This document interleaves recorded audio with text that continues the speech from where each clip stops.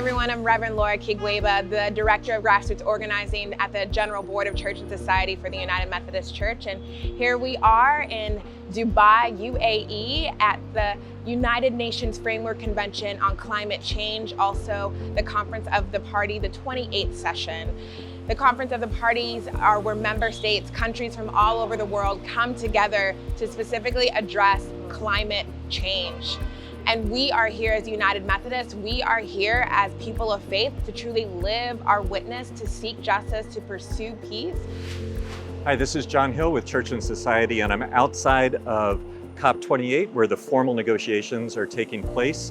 Inside this security perimeter is where all the parties to the Framework Convention on Climate Change, as well as those of us who are accredited observers, are meeting to try and build consensus for greater ambition to tackle the climate crisis. This COP started out a little different than some of the other COPs we've attended in that there was actually a decision text the very first day. This was a decision around something called the Loss and Damage Fund.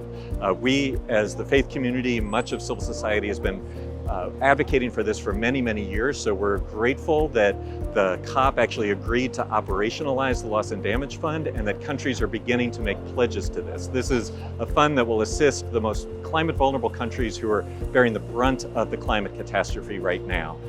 The US has made a commitment, unfortunately it's a very small commitment of only $17.5 million US, pales in comparison to some of the other country commitments. And for me, this really shows this intersection between the international conversations and domestic politics. So those of us in the US understand that we have to continue to do advocacy in support of climate finance so that the US Congress will actually appropriate the dollars, because no country can commit internationally what they can't deliver domestically. The track that I've been really focused on is climate finance here at the COP, and I'll say I've really observed quite a disconnect and some underlying distrust among the parties. So the least developed countries, low-income countries, are really calling to task those higher income developed countries who have not met their current obligations. A long time ago, we pledged to mobilize at least $100 billion annually. That pledge hasn't been committed, so they're very skeptical of any additional pledges going forward. I think our hope again is that countries will be bold in their actions, bold in their commitments to actually phasing out the use of fossil fuels, as well as bold in their commitments to mobilizing the necessary finance to meet the needs of climate vulnerable countries.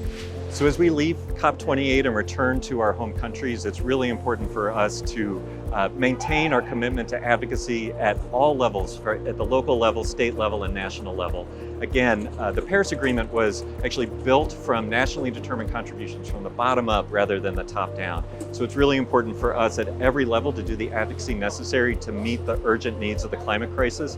That's advocacy about emissions reductions, right?